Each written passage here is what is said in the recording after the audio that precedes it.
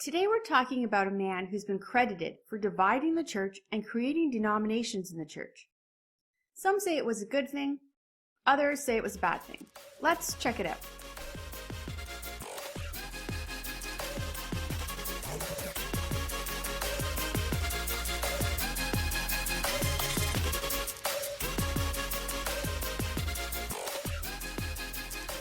Today, we have up to 33,000 different denominations of Christianity. This number is a breakdown of every single denomination. For example, not just Baptist, but Southern Baptist, Independent Baptist, Fellowship Baptist. And that's just the English versions. We as a church are definitely divided. And the question people debate is this a good thing or a bad thing? During the time of Martin Luther, this was the debate as well. There was many people who knew the church needed to be reformed, and a reformation was definitely needed. However, there were two camps, those who wanted to reform the Catholic Church and those who wanted to leave and start a whole new church. If you're just joining us now, I recommend going back and listening to past episodes. We started with Jesus Christ, and we've been following through the story of the church in chronological order. We have watched the church slowly shift away from the teachings of Jesus Christ, and they have become a corrupt, money-hoarding, and nothing to do with the gospel, power-hungry organization. Imagine you're in a small town in 1490. Your father has just died from the plague. You're now left to care for your family as the oldest child. The weight of trying to care for your family is almost as heavy as the grief that your father is now dead. But where is your father now? Is he in heaven with God, or is he in a place of purgatory suffering? Then, as you're in town trying to sell some of the food you've grown, a priest comes, and he is the indulgence priest. He tells you if you give the money you've earned that day to him, it will shorten your father's time in purgatory. You tell the priest you have nothing to spare. You have to provide for your mother and your sisters now. The priest looks at you. After all your father did for you in his life, and you won't sacrifice now to help him? You give the money to the priest. This was common in this time period. The great cathedrals were built with this money. Not just children paying for their parents, but parents who lost children had to pay in order to help their children get to heaven. With the plague, wars, famines, everyone had lost someone, and it was a lucrative way for the church to become literally filthy rich. The selling of indulgences also went towards your own forgiveness, and indulgences could be bought even before you sinned, so you could be forgiven for a sin you hadn't even committed yet. However, in the church, there has always been voices preaching the gospel, and salvation has always been preached. Some of the preachers were burned at the stake. Others survived to spread the good news of Jesus. Into this time period was born Martin Luther. He's been credited for starting the Reformation. However, he was not the one who started the Reformation. He was the one who perhaps finished it. The Reformation had been long underway with the Hussites, the Lollards, and many more. But for now, we're going to look into the life of Martin Luther. I want to tell you that most of the information I'm using for this episode and the ones coming up later about Martin Luther come from the book Martin Luther by Eric Metaxas. I highly recommend this book, and I also recommend the Audible version that Eric himself narrates. It was a cold November day, the 10th to be exact, when Martin Luther was born. The year is actually not known, and even Martin himself was not sure of his birth year. Historians have picked 1483 because they know it was somewhere around that time, but that date is probably off by a year or two in either direction. So, a cold November day in Saxony, Germany, his parents brought him to the church to be named. He was named after a saint that was also born on this day, and then given the name Martin. For many years, people believed Martin Luther grew up as a very poor boy. However, new archaeology digs of his childhood home paint a much different picture. His father was a businessman, and his mother's family was very wealthy. It was her family money that helped start Hans Luther's copper mining business. What we know about Martin's childhood was that he would have grown up with toys and lots of good food and all the things a young boy would have wanted to have. His young life, however, was met with tragedy. One of his siblings died when a plague came through his town. Hans Luther was not only a businessman, he was also a town councilor. So he was well respected and had dreams for his son to be a great man one day. That started for Martin in 1488, when he started school as a young boy.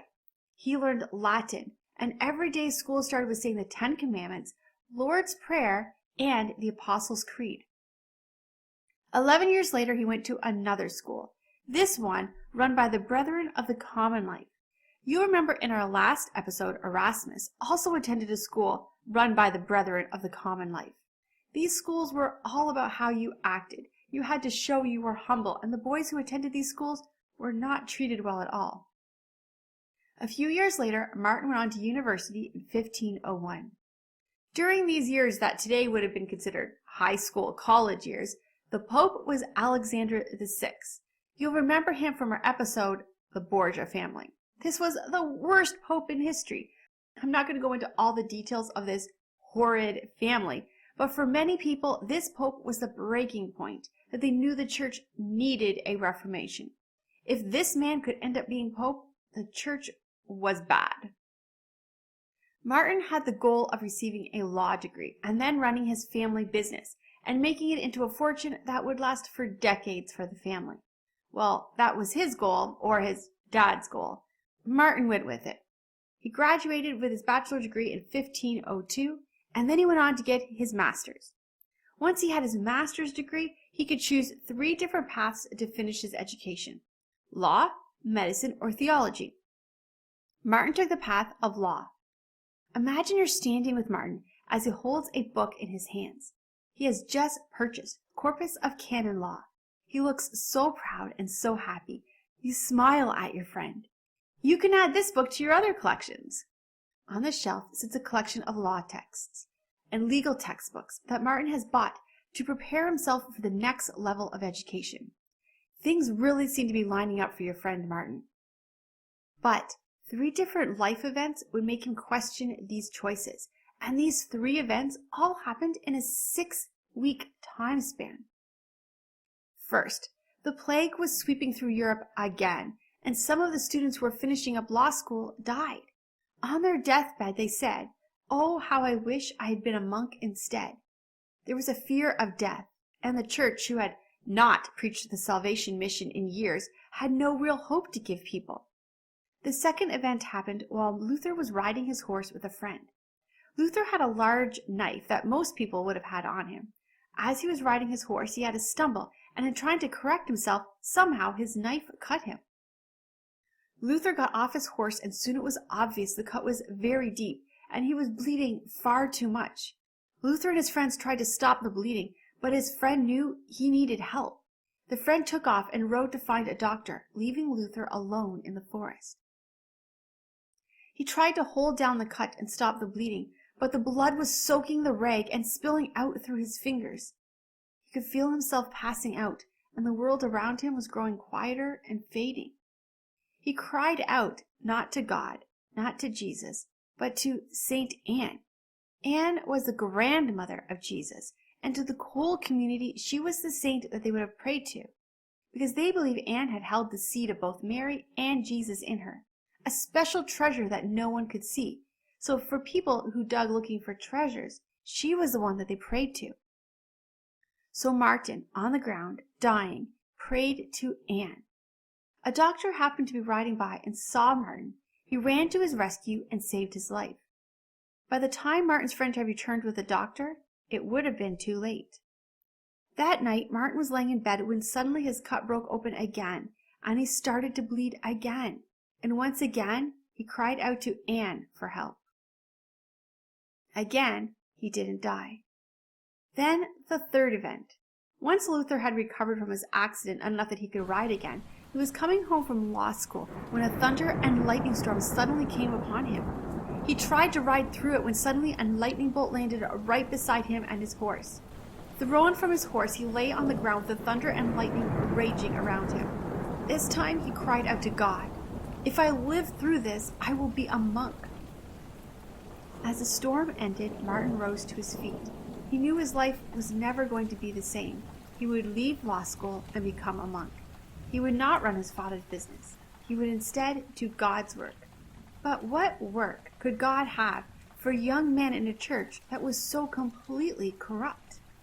Martin's father was extremely angry with him. In fact, he refused to even speak to him. The two men would not speak for 2 years. Martin went on to a monastery by the order of the Hermits of St. Augustine. Now, the Augustinian order was very divided on what to do with the church. One believed the church needed to be reformed and become a much more strict church. The other wanted modifications. Luther's school believed in the need to follow a strict return to the basis. Luther arrived to his new room. It had only a bed and 1 chair. His daily schedule would start at 2 o'clock in the morning. This was a long way off of the life his father had imagined for him. He was supposed to be a well-respected lawyer with all the luxuries life offered at that time, and with a family business. But now here he was, in a cold room with 1 small bed and 1 tiny chair. Luther spent his time reading and studying and driving the priests crazy. He was so afraid that he would die with a sin not confessed that he would go to confession every day and confess every single idle thought he had. His confessions would take hours, and the priest would try and tell him it was unnecessary, and yet he would still continue. Finally, in 1506, he was ready to be a priest. The church taught that a priest, when he prayed during communion, actually made the bread and wine turn into the body and blood of Jesus. Not figuratively, literally. At this point, Luther believed this to be true. In the fall of 1506, one by one, a group of carriages arrived. Hans Luther and his family have arrived to watch Martin Luther's first communion as priest. Hans has not spoken to his son in 2 years, but at this moment there's a pride again for his son. He has many guests with him, and they arrive in style. They enter the church and take their seats. For this special occasion, even the women in the family have been allowed to attend, something the church did not normally allow. Hans watches as his son Martin stands at the front of the church. He is dressed in the robes of the church, but he looks terrified. At one point, it looks like he's trying to run off the stage, but he's stopped by one of the priests who pushes him forward. Luther prays over the communion, and soon the people have left the sanctuary and are celebrating with a special dinner. Luther then asks his father, "Why were you so angry that I wanted to be a priest?" Hans answers, "With all your biblical knowledge, and you haven't yet learned to honor your father and mother?" Luther was not done studying. He continued to study and earn more degrees. But now that he was a monk, he was no longer allowed to read the Bible in his room. He could only read books about the Bible. The Bible itself could only be read in the library.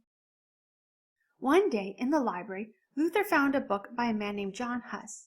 Huss was a heretic that had been burned at the stake for his heresy. Luther was interested in reading to find out what kind of heresy this man must have preached to receive the punishment of death. He took the book back to his tiny room and read the book. He was shocked to find nothing in the book that went against anything he had read in the Bible, and he could not figure out where the heresy was. But instead of this drawing him away from the church, he thought he must study harder if he could not find the heresy that must have been so obvious to everyone else.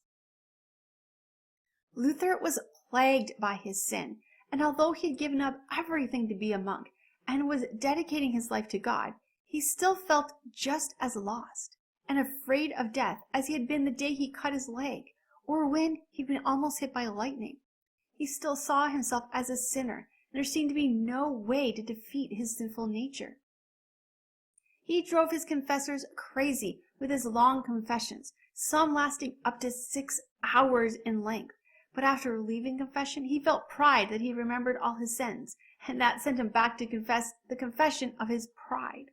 Around this time, the church decided to merge the 2 Augustinian orders. Luther was sent to Rome to try and convince the church to not merge the 2 orders. Luther was thrilled. He had prayed for a way to find holiness, and a trip to Rome was a perfect way to connect with God. Also, there was the opportunity to see relics, things from church history. Just viewing these relics was worth many indulgences. In fact, there were some relics that if you viewed them 8 times, you would have an indulgence so great you could send a soul to heaven, without spending any time in purgatory at all. The trip would be long, and he would travel it on foot, but that was part of what got him closer to God.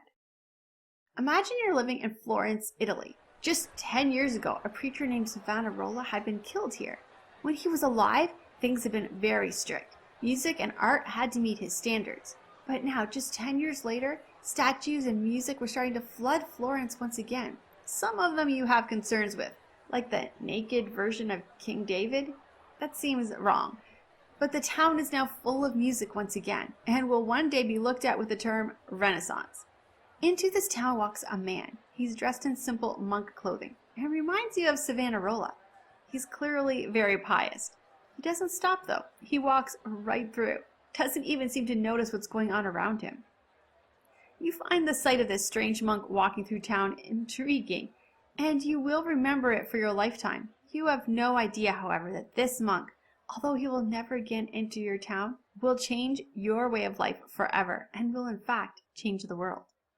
Luther did travel through Florence, Italy. A few weeks ago we did an episode on Savonarola, and this was the place he had died. He had been killed just around 10 years before Luther walked through Florence. He would have seen the artwork that had come back after Savonarola's death, the statues and the music that was thriving in Florence. Luther finally arrived in Rome. He was in awe of the large buildings, the majestic architecture around him. His job was to try and convince the church to not merge the two Augustinian orders. But the Pope, Pope Julius, would not even see him or hear his case, so it was a complete failure. But Luther thought God had brought him to Rome to help him grow closer to holiness. But perhaps God had brought him to Rome to see for himself just how corrupt the church had become. Luther attended Mass, something he took very seriously. He expected to find Mass in Rome to be very pious and serious. Instead, it was a complete joke. Priests raced through Mass as quickly as they could, doing up to 12 Masses in 1 hour. Sometimes, 2 priests would go at the same time. They would speak so fast that not one word was understandable, and would joke about changing the wording and that no one being able to tell if they did it. There was also a lot of prostitutes in Rome. The city was basically the Las Vegas of the time. Luther left the city in disgust. He had wanted to be in a place that brought him closer to God, but it seemed like Rome was being run by Satan himself. Luther decided to visit a woman on the way home named Anna. She was so pious and holy that she didn't even need to eat or drink anymore, and she also never went to the bathroom. She had reached the state of holiness that made her able to live almost like an angel. Luther was so happy to be given the opportunity to meet with her. He asked her a question. Anna, are you excited to go to heaven? To leave this earth finally and be in God's presence? Anna looked at him. No. Here on earth, I know what to expect. I have no idea what awaits me in heaven, so I would rather be here. Luther was shocked. Basically, every part of his trip was a disappointment. We're going to have an entire episode dedicated to Anna in a few weeks. She's a very interesting woman. Martin returned from his trip to Rome more confused than ever. He continued his studies and eventually got his doctorate degree. But even this was controversial. The place he studied made his fellow monks angry, and they refused to come to his graduation. His age was a problem because some thought he was far too young to be a doctor. But Martin did get his doctorate, and at his graduation he received a ring, and most importantly, a Bible. He was now finally allowed to teach the Bible. Martin finally had the life he had dreamed of. His days were spent reading the Bible, studying the Bible, and teaching the Bible. But still, his soul could not rest. Still, something was missing. In our next episode, we're going to continue the life of Luther. Make sure you subscribe so you don't miss an episode, and share it with a friend. Also, to hear other podcasts or to watch my video series, head over to lauraleesiemens.com. I'll see you next week.